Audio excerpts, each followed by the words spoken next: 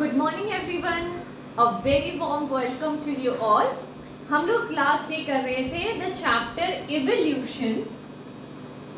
Evolution biology का। ये class 12 का एक बहुत ही प्यारा सा चैप्टर है जिसमें हमने फर्स्ट वीडियो बना लिया था।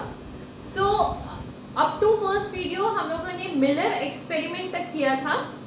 कुछ रिवाइज करा देती हूँ मैं क्या क्या पढ़ाया था। मैंने पढ़ाया था कि ओरिजिन ऑफ लाइफ कहाँ से हुआ, ओरिजिन ऑफ अर्थ कहाँ से हुआ, बिग बैंग थ्योरी के बारे में कुछ कुछ बताया था और ये सब समझाया था कि ओरिजिन अर्थ आखिर आया कहाँ से, अर्थ में लाइफ आखिर कहाँ से आया। पहले तो ऐसे लाइफ नहीं था तो फिर आया कहाँ से, तो उसको मैंने मिलर एक्सपेरिमेंट के थ्रू थोड़ा बहुत आइडिया आप लोगों को दिया था। ठीक है, आगे चलते हैं। आगे चलते हैं तो मैंने बताया था अच्छा याद करो मैंने ओरिजिन ऑफ अर्थ में क्या बताया था। थोड़ा बहुत पिछली बातों को रिवाइज करके आगे बढ़ना ना काफी अच्छा रहता है। ओरिजिन ऑफ अर्थ मैंने बताया था कि अर्थ का प्रिमिटिव कंडीशन। अच्छा, ये क्वेश्चन एक आ सकता है कि explain about the primitive condition of earth. Earth का प्रिमिटिव कंडीशन क्या था, तो आप क्या क्या पॉइंट लिखोगे। अर्थ का प्रिमिटिव कंडीशन में था कि नो एटमॉस्फेयर, एटमॉस्फेयर नहीं था। ठीक है, फिर था कि हाई टेम्परेचर रहता था, बहुत ही हाई टेम्परेचर, वोल्केनिक इरप्शन होता रहता था, इलेक्ट्रिक डिस्चार्ज हमेशा होता रहता था। ठीक है, थर्ड पॉइंट तुम लिख सकते हो कि no free oxygen, free oxygen भी प्रेजेंट नहीं था। चौथा पॉइंट लिख सकते हो थंडर स्ट्रोम होता रहता था। पांचवा पॉइंट लिख सकते हो वोल्केनिक इरप्शन कंटिन्यूअसली होता रहता था। तो अगर आपको ये क्वेश्चन मिलता है कि right about the primitive earth condition, तो ये सारा पॉइंट लिख लोगे आप और फुल मार्क्स ग्रैब कर लोगे। ठीक है, अच्छा, जब ये सारी चीजें होती रहती थी तो वोल्केनिक इरप्शन से हम लोग क्या बोल सकते हैं, कौन कौन सी तरह की गैसेस निकलती थी। मैं याद होगा अगर ओरिजिन ऑफ अर्थ में मैंने बताया था वाटर वेपर के रूप में निकलता है, मीथेन गैस निकलता है, एमोनिया एंड कार्बन डाइऑक्साइड। ठीक है, ध्यान रखना फ्री ऑक्सीजन नहीं था तो कार्बन डाइऑक्साइड के रूप में निकला था। ओके, अगर कार्बन डाइऑक्साइड के रूप में निकला था, सो व्हाट यू थिंक, हमारा अर्थ में जो अभी ओजोन लेयर है वैसा क्या ओजोन लेयर पहले भी था, प्रिमिटिव अर्थ में भी था? प्रिमिटिव अर्थ में भी वैसा ही ओजोन लेयर था? बिल्कुल नहीं। ठीक है, तो प्रिमिटिव अर्थ में वैसा ओजोन लेयर नहीं था। अगर ओजोन लेयर वैसा नहीं था तो we can say that UV ray enter कर सकेंगे अर्थ पे, इजीली एंटर कर पाएंगे अर्थ पे। अगर एंटर कर पाएंगे अर्थ पे तो क्या तुम ये कह सकते हो कि वाटर वेपर, ये जो वाटर वेपर वोल्केनिक इरप्शन से निकल रहा था उससे क्या होगा, यूवी रे क्या कर देगा, वाटर वेपर को ब्रेक करके उसको हाइड्रोजन एंड फ्री ऑक्सीजन में रिलीज करेगा। ठीक है, एंड हमने बताया था कि 500 मिलियन ईयर पहले लाइफ इस अर्थ में आई थी। ठीक है, तो ये सारे पॉइंट्स क्लियर है आपको। प्रिमिटिव अर्थ कंडीशन क्या था, प्रिमिटिव अर्थ कंडीशन में मैंने तुमको बताया था कि एटमॉस्फेयर तो बिल्कुल नहीं था, बहुत हाई टेम्परेचर था because of volcanic eruption and thunderstorm. Free oxygen नहीं था, जब नहीं था ये सारी चीजें, तो क्या था, इस टाइप की गैसेस वगैरह वोल्केनिक इरप्शन से निकल रहे थे। यूवी रे डायरेक्टली एंटर कर सक रहा था अर्थ पे। क्यों एंटर कर पा रहा था? क्योंकि हमारा जो ओजोन लेयर है अभी जो मौजूद है वो नहीं है, उस समय में नहीं था। ठीक है, अच्छा मुझे ये बताओ, यूवी रे हमारे पहले तो अर्थ में नहीं था, उस समय अगर इंसान होते और यूवी रे डायरेक्टली अगर हमारे स्किन पे पड़ता तो क्या होता? कौन सी डिजीज होती? सोचो सोचो, कौन सी डिजीज होती? Yes, skin cancer is the answer. Skin cancer होने के बहुत चांसेस थे। तो सबसे पहले हम घर बनाएंगे, अगर हम अर्थ ऐसा घर बना रहे हैं तो सबसे पहले उसकी छत डालेंगे। छत एज अ ओजोन लेयर डाला हमने, ठीक है। जब ओजोन लेयर का फॉर्मेशन हो जाएगा तब लाइफ आ सकती है अर्थ में, है ना, बिकॉज अगर ओजोन लेयर के पहले लाइफ आया तो यूवी रे एंटर कर जाएगा अर्थ पे, और अर्थ पे एंटर करेगा तो स्किन डिजीज बहुत सारे हो जाएंगे। ठीक है, ओके। सो उस समय में यूवी रे एंटर किया अर्थ पे और वाटर वेपर को ब्रेक कर दिया हाइड्रोजन और फ्री ऑक्सीजन में। ठीक है, ठीक है, इतना क्लियर है? ठीक है, उसके बाद मैंने बताया था थोड़ा बहुत कि बहुत सारे थ्योरी आए थे अकॉर्डिंग टू वेरियस साइंटिस्ट, अलग अलग थ्योरीज उन्होंने बताया था। अच्छा, मैं थोड़ी दूसरे तरीके से भी बता देती हूँ उस चीजों को। मैंने लास्ट वीडियो में आप लोगों को अकॉर्डिंग टू साइंटिस्ट सारी चीजों को एक्सप्लेन किया था, बट मैं ना उस तरीके से बताती हूँ कि अगर बाय चांस क्वेश्चन को घुमा के किसी और टर्म में दिया गया तो आप क्या लिखोगे? ठीक है, सो सबसे पहला थ्योरी था कि अर्थ कैसे आया, अर्थ पे लाइफ कैसे आया था, तो थ्योरी ऑफ स्पेशल क्रिएशन। ठीक है, स्पेशल क्रिएशन। स्पेशल क्रिएशन का मतलब क्या है कि थ्योरी ऑफ स्पेशल क्रिएशन का मतलब है कि इस भगवान है, कहीं भगवान ने ना क्या किया है, इंसानों को बनाया है, ठीक है, या लाइफ को बनाया है। So this is theory of special creation, मतलब भगवान है यहाँ पे। ठीक है, सेकेंड थ्योरी थी theory of catastrophism. Theory of कैटास्ट्रोफिज्म याद रखना। कैटास्ट्रोफिज्म का मतलब क्या होता है कि कहीं और से आया है, मतलब लाइफ अगर आ रहा है अर्थ पे तो वो अर्थ पे कैसे आया है? कहीं और से आया है। कहीं और से मतलब कहीं और दुनिया से लाइफ आया है। किसके रूप में? स्पोर्ट्स वगैरह के रूप में। ठीक है, ठीक है, so this is theory of catastrophism. ठीक है, नेक्स्ट है theory of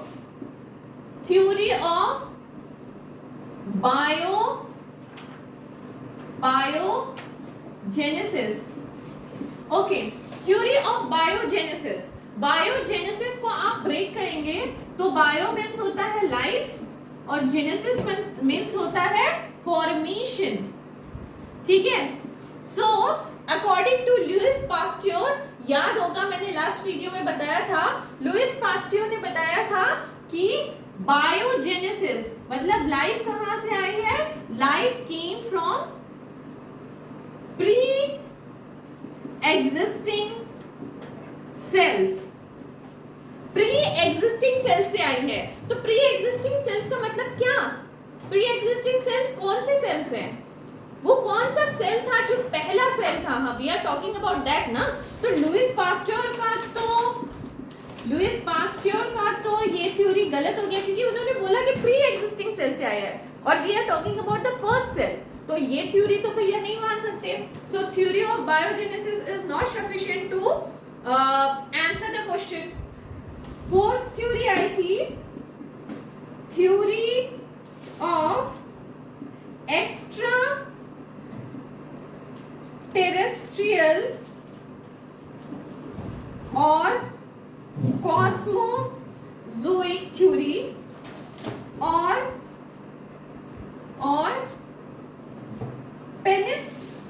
पेनिस्पर्मिया theory, panspermia theory, ठीक है, panspermia theory. So extra terrestrial theory of extra terrestrial या कॉस्मोऑस्मोटिक थ्योरी या पेनिस्पर्मिया थ्योरी ये कहता है कि एक्स्ट्रा टेरेस्ट्रियल मतलब extra terrestrial, extra is extra and terrestrial means जो terrestrial, we are talking about terrestrial thing. तो एक थ्योरी आई जिन्होंने कहा कि टेरेस्ट्रियली कुछ ना कुछ ऐसे लिविंग सेल होते होंगे जिनके वजह से लाइफ का एग्जिस्टेंस आया। So we are talking about the extra terrestrial theory या फिर उसको हम कॉस्मोजोइक थ्योरी या पेनिस्पर्मिया थ्योरी भी कहेंगे, ठीक है। नेक्स्ट है theory of abiogenesis, theory of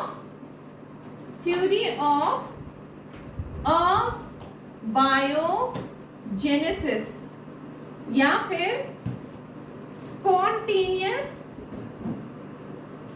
generation.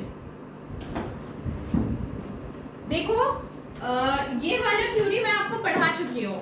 Biogenesis का मतलब क्या होता है? बायोजेनेसिस मतलब लाइफ फॉर्मेशन, अबायोजेनेसिस मतलब होगा लाइफ से कहीं प्री एग्जिस्टिंग लाइफ से लाइफ नहीं आया है, किसी और चीज से आया है। प्री एग्जिस्टिंग लाइफ से लाइफ नहीं आया है, किसी और चीज से आया है। किसी और चीज का मतलब क्या है? वो आरएनए भी हो सकता है, वो प्रोटीन भी हो सकता है, ठीक है, वो आरएनए हो सकता है, वो प्रोटीन हो सकता है, वो डीएनए हो सकता है, ठीक है, कोई भी चीज हो सकता है बट प्री एग्जिस्टिंग लाइफ नहीं होगा, क्योंकि we are talking about the first life. तो फर्स्ट लाइफ में वो प्री एग्जिस्टिंग लाइफ नहीं होगा। तो इस तरह से आपके एग्जाम में क्वेश्चन आ सकता है इस स्पेशल टर्म्स को लेकर। सो एक बार फिर से मैं बता दूं, theory of special creation, special creation कहता है, स्पेशल क्रिएशन इस तरह से याद रखो, स्पेशल क्रिएशन मतलब स्पेशल है कुछ, लाइक गॉड, ठीक है, गॉड ने, भगवान ने हम सबको बनाया है। So this is all about theory of special creation. Theory of catastrophism, theory of catastrophism कहता है कि कैटास्ट्रोफिज्म का मतलब होता है इस अर्थ से नहीं, कहीं बाहरी दुनिया से कोई आया है और जिसकी वजह से इस दुनिया में लाइफ का मतलब लाइफ आया है। तो क्या आया है बाहर की दुनिया से? हो सकता है वो स्पोर्स के रूप में आया हो, कुछ उड़ता हुआ जो हमारे अर्थ में आया और जर्मिनेट कर गया। So this is the theory of catastrophism, ठीक है। Next the theory of biogenesis. Biogenesis कहता है कि life came from pre existing life, ठीक है, then life came from pre existing life. Next is theory of extra terrestrial या cosmozoic theory या panspermia theory. इसमें कहता है कि टेरेस्ट्रियली कुछ ना कुछ ऐसा होगा जिसकी वजह से लाइफ आया। तो व्हाट इज दिस कुछ ना कुछ? ये भी अच्छे से एक्सप्लेन नहीं किया इन्होंने। Last one is theory of abiogenesis और स्पॉन्टेनियस जनरेशन। इसको हम लोग मान के चलते हैं कि ये this is right because I explain you about Miller experiment, जिन्होंने ये प्रूव कर दिया था कि अर्थ का प्रिमिटिव कंडीशन लेके कि अगर वैसा ही कंडीशन हम लोग देते हैं किसी सेटअप में तो 8 दिन के अंदर आरएनए और प्रोटीन नाम की वस्तु का डेवलपमेंट हो जाता है। अगर डेवलपमेंट होता है तो लाइफ यहीं से आती है and we can say that this theory is correct. Done. चलो अगर यहां तक हो गया तो हम इसको बिटा लेते हैं। We go for RNA world. So Miller ने हमको बता दिया, एक्सपेरिमेंट करके समझा दिया कि वी ऑलवेज टॉकिंग अबाउट ना सेंट्रल डॉगमा कि डीएनए जो था उससे आरएनए बनता है एंड आरएनए से प्रोटीन बनता है, बट एग्जैक्टली क्या वही था? DNA is the basic structure जो अर्थ में सबसे पहले आया था। बिल्कुल गलत, क्योंकि मिलर एक्सपेरिमेंट से ये पता चल चुका है कि DNA is not the first structure. कौन है फर्स्ट स्ट्रक्चर? आरएनए। ठीक है, what is the first structure? RNA. तो we will talk about RNA world. ठीक है, we will talk about RNA world. ठीक है, सो 1980 में जाके ये प्रूव हो गया था कि आरएनए जो है वो एज अ एंजाइम भी एक्ट कर सकता है और फर्स्ट मॉलिक्यूल भी है। ठीक है, फर्स्ट मॉलिक्यूल भी है और वी कैन से दैट कि वो जेनेटिक मटेरियल भी है। सो 1980 में अगर जाके ये पता चल गया कि आरएनए एंजाइम की तरह भी एक्ट कर सकता है और जेनेटिक मटेरियल की तरह भी एक्ट कर सकता है, अगर आरएनए ऐसा एक्ट कर सकता है तो वी कांट से यार DNA is the basic structure. ठीक है, डन। ठीक है, ओके। तो ये सारी बातों से काम नहीं चलता है। We will need an evidence. Proof क्या है? प्रूफ क्या है?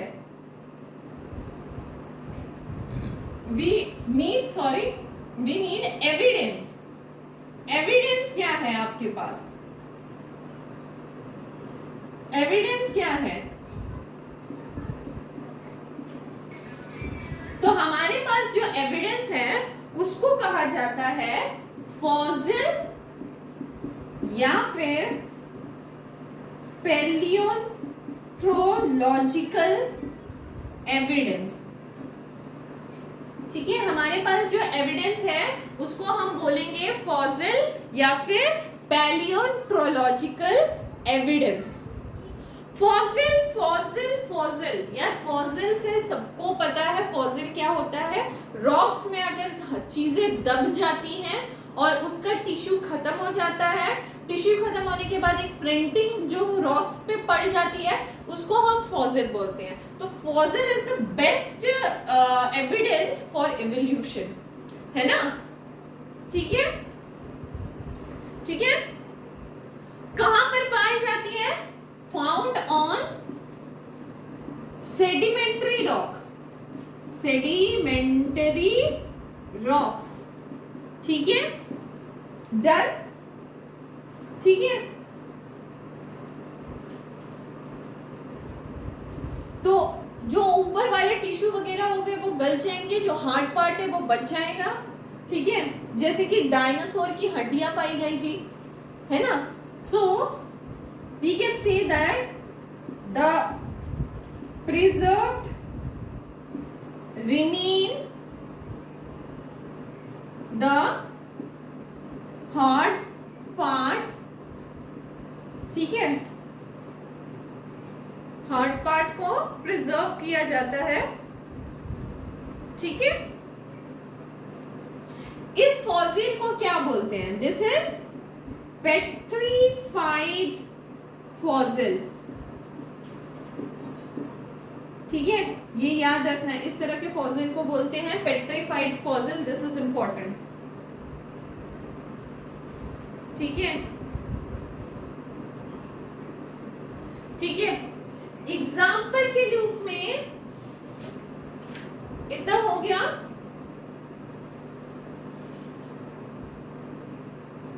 इतना हो गया। एग्जाम्पल के रूप में यहां पर लिख सकते हो आर्कियोटेरिक्स लिथोग्राफिका। आर्कियोटेरिक्स लिथोग्राफिका। ठीक है,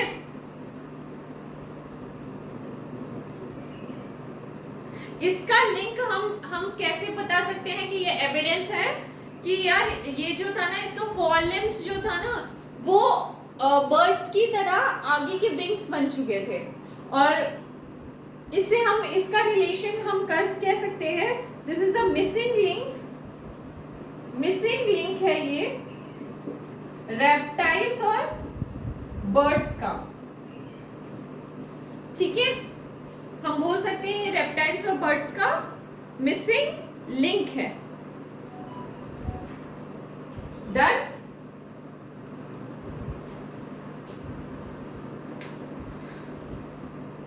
अब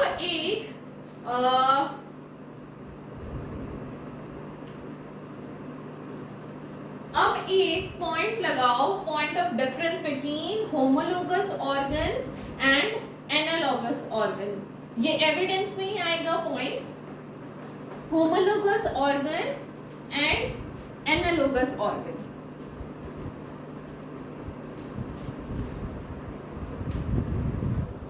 ओके,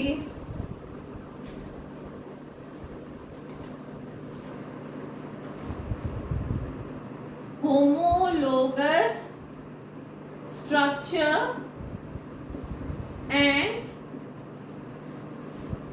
analogous structure। ठीक है, होमोलोगस और एनालोगस स्ट्रक्चर में क्या डिफरेंस है? अब यार होमो से समझ में आता है सिमिलर एनाटॉमी है, तो पहला टर्म तो यही होगा सिमिलर एनाटॉमी, और इसमें एनालोगस में क्या होगा? डिसिमिलर एनाटॉमी रहेगा। ठीक है, और पॉइंट सोचो और क्या हो सकता है होमोलोगस स्ट्रक्चर में? ठीक है, सिमिलर एनाटॉमी होने के बावजूद भी we can do dissimilar function, है ना? सिमिलर एनाटॉमी के भी बावजूद डिफरेंट नहीं लिखो, डिसिमिलर लिखो, डिसिमिलर फंक्शन हो सकता है, और ये तो डिसिमिलर एनाटॉमी ही है। ठीक है, बट ये सिमिलर फंक्शन कर सकते हैं। ठीक है, ओके। थर्ड पॉइंट लिख सकते हो, सिमिलर एनाटॉमी। या सिमिलर एनाटॉमी किसमें पाई जाएगी? तुम एक बार सोच के देखो, सिमिलर एनाटॉमी कहां पे पाई जाएगी? जो रिलेटेड एनिमल्स हो, है ना, रिलेटेड एनिमल्स में फाउंड होंगे, एनिमल्स में फाउंड इन रिलेटेड एनिमल्स में फाउंड होंगे, है ना, जो आपस में रिलेटेड हो, और यहाँ पे फाउंड इन या डेवलप्ड इन अनरिलेटेड एनिमल्स, है ना। होमोलोगस मतलब मेरे ही जैसे अगर सिमिलर स्ट्रक्चर है तो रिलेटेड एनिमल्स होंगे ना, मतलब मैं किसकी तरह रिजेम्बलेंस करूंगी? मेरे अगर दादा परदादा भी इंसान ही होंगे तभी ना मैं इंसान की तरह रिजेम्बलेंस करूंगी, है ना। ओके, ये जो आए होंगे इनके पास कॉमन एंसेस्टर होगा, एंसेस्टर होंगे। इनके एंसेस्टर क्या कॉमन होंगे? यार एनालोगस स्ट्रक्चर है, सॉरी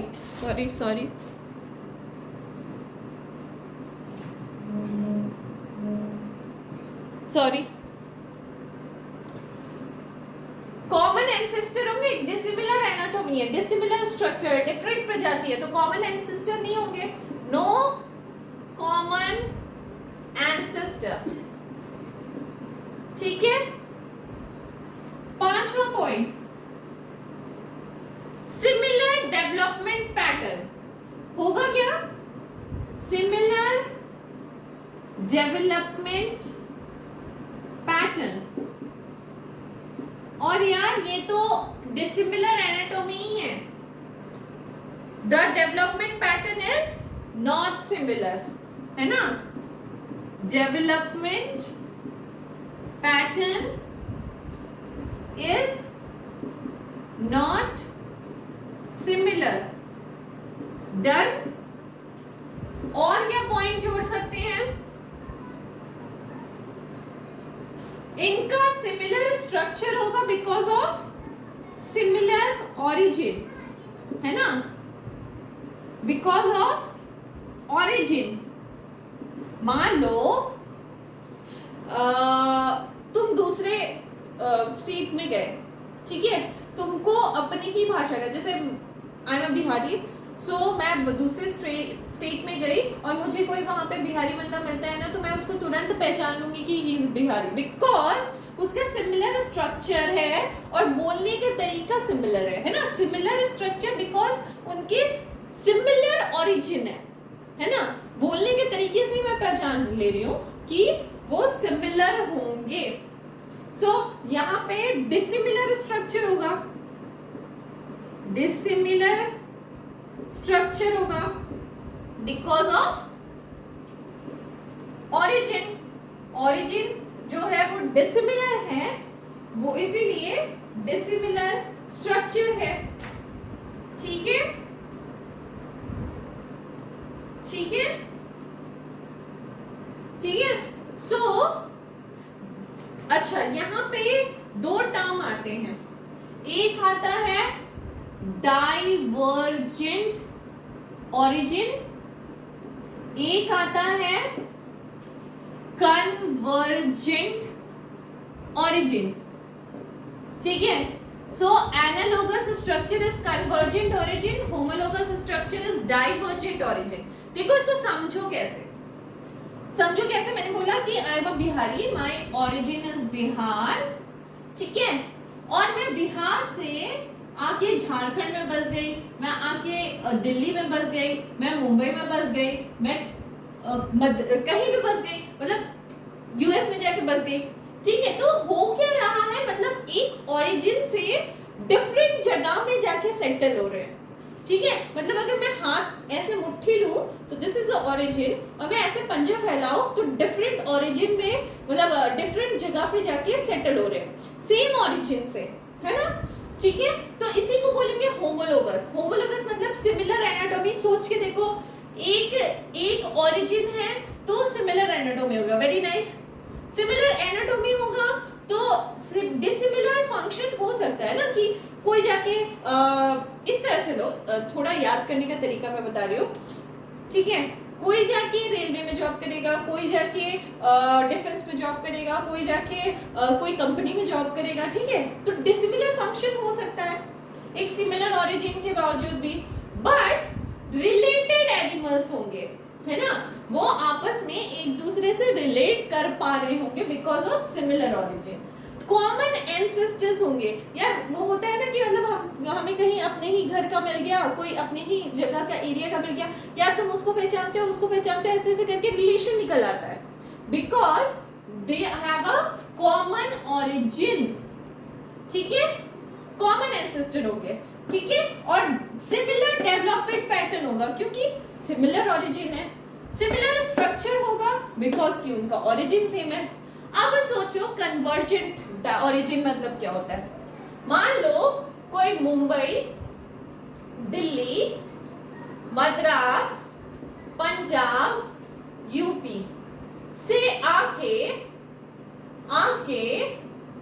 सपोज एमपी में बस गया, सपोज सब लोग आके एमपी में बस गए, तो तुम क्या बोल सकते हो कि सबका ओरिजिन सेम है? No, origin is different. Clear?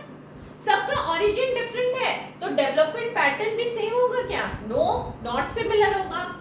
Common ancestor होंगे क्या? यार यहाँ पे मद्रास से आया हुआ आदमी या दिल्ली से आया हुआ आदमी का कॉमन एंसेस्टर हो सकते हैं क्या? बहुत रेयर चांसेस, मतलब नेग्लिजिबल। ठीक है, डेवलपमेंट इन अनरिलेटेड एनिमल्स। ठीक है, डेवलप्ड इन अनरिलेटेड एनिमल्स मतलब कहाँ से डिफरेंट जगह से आके एक जगह में बैठे हैं तो अनरिलेटेड एनिमल्स हो गए। Similar function, yes similar function तो हो ही सकता है ना। बिहार से आया हुआ बंदा, मुंबई से आया हुआ बंदा, दिल्ली से आया बंदा, मद्रास से आया हुआ बंदा जाके एक ही कंपनी में काम कर सकता है ना, तो similar have similar function. Dissimilar anatomy होगा यार, बात करने का तरीका तो बिल्कुल डिफरेंट होगा। सो इस तरह से याद रखोगे, this is a convergent origin, this is a divergent origin. इस तरह से याद रखोगे ना तो चीजें बहुत क्लियरली और इजीली याद रहेंगी। डन, नोट कर लो, this is very very important, this is very very important. अच्छा, एक और चीज, होमोलोगस स्ट्रक्चर और एनालोगस स्ट्रक्चर में एक एग्जांपल भी ऐड कर लो। डार्विन, फिंच, ऑस्ट्रेलियन, मार्सुपिलिस, ठीक है, और लोकोमोशन इन मैमल्स, ठीक है।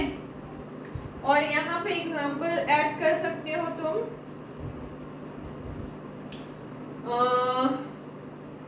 ऑस्ट्रेलियन,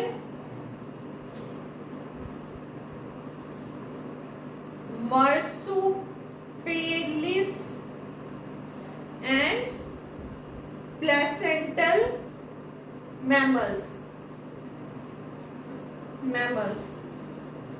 ठीक है।